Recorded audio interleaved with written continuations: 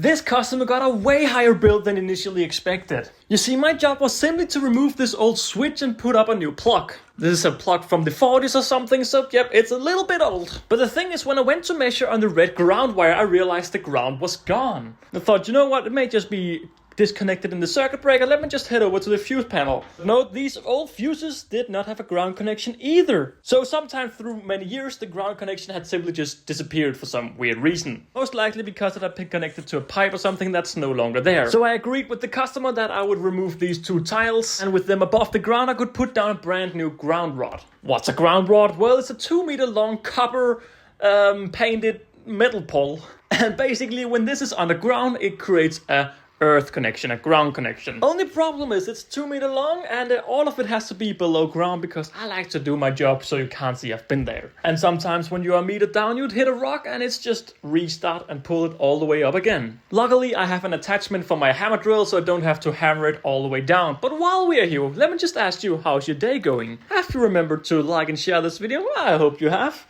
Oh, how's my day going?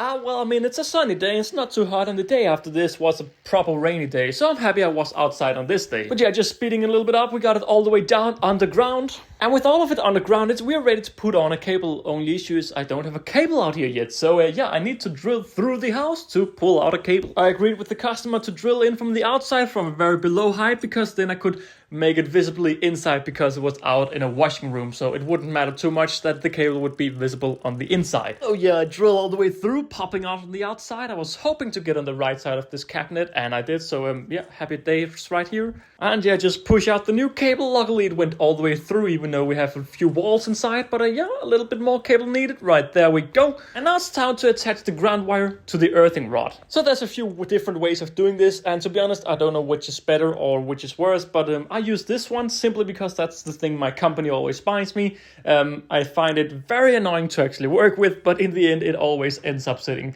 nice and tight. I also give it a little bit of a strip in the bottom so it really just can't go anywhere. And then finally we put on this little hat right here. Now this hat is crimp. I don't know if that's the call. It's the name. Is this called crimping? I don't know, but this black things need to be heated up, so I grabbed my little burning machine right here. And yeah, normally this actually works very well with just a solid little flame, but yep, today it was a very happy little boy, and did not really just want to burn, but wanted to create a proper fire, which was fairly annoying to work with, to be honest. I don't know if it's because I'm pointing it so much down that it's creating this fire all the time, but yeah, slowly but surely the black crimp is, well, getting more smaller and smaller and getting a more firm grip on the ground rod. But yeah, very annoying to work with. But after a few minutes, this was the finished result. Nice and tight little black thing, and it's time to actually get the cable inside the house. I had to grab out my little angle grinder and put on a diamond attachment because I had to drill a little bit in this rock right here. This tile right here, so I could actually make a nice finish. But yeah, I certainly can't see that we have a ground rod under there. I'm very pleased with how it looks. In some countries they have to be visible, but not in Denmark. They can be totally underground, which is lovely.